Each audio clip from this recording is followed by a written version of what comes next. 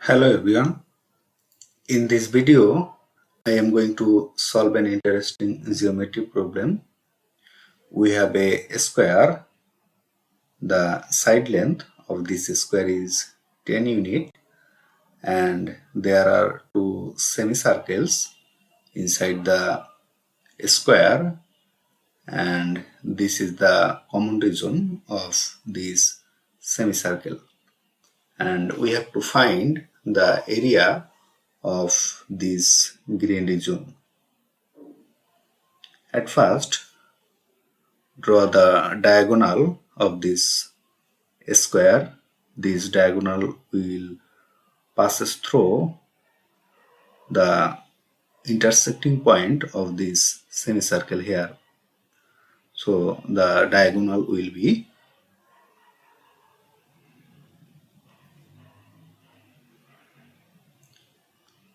this is the diagonal, and draw the intersecting line of this point and this point.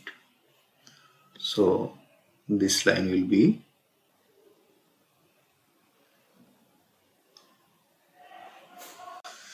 now the area of this green region will same as the area of this section, and the area of this green region will same as the area of this region. So the total green region will be the area of this triangle ABC. That means the area of total square divided by 2. So the green area is same as the area of triangle ABC. The area of this triangle is half times base. The base is BC times the height.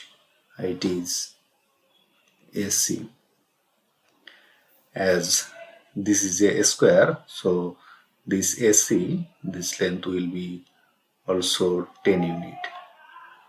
Now substituting the value of BC and AC, we will get 1 over 2 times BC, this length is 10 units, and AC, this is also 10,